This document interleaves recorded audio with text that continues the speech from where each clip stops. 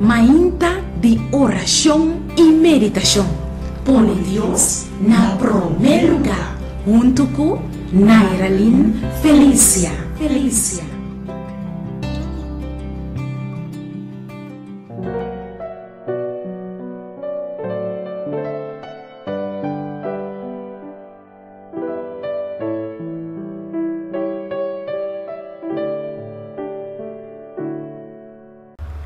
O título para nossa meditação de hoje tá medo tá destruir fé.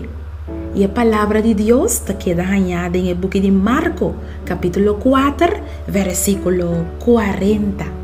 E ela avisa, para que você tem medo assim, de como você não tem fé? Medo e fé tá impossível para existir junto. Medo tá lo contrário de fé.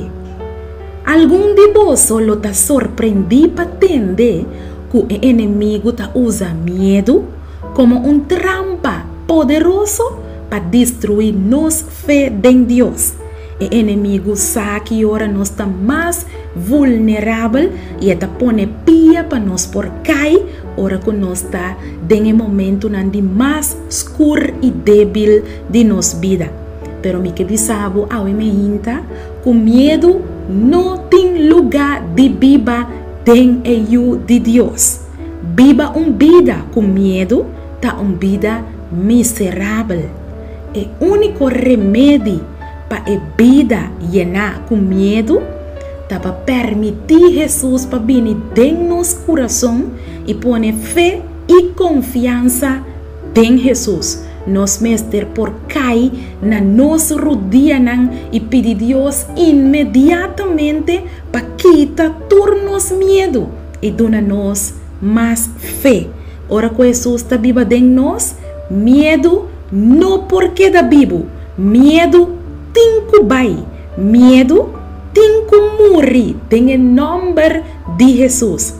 Tá pensando? Me que sabe que está solamente caminho da tem para nós pôr nossa confiança dentro. E esse está dentro nosso Senhor Jesus Cristo. Meu amigo, minha amiga, ora que você sente medo tá lur dentro aqui para drenta dentro vida, grita duro e chama riba Jesus tem oração. Laga nos reza. Senhor Jesus, ajuda cada de nós hoje para nós por confiar mais e mais dentro. Dona-nos mais fé, Senhor.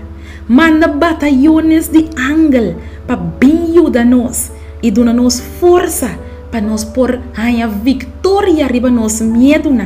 Tá nos oração em nome de Jesus. Amém.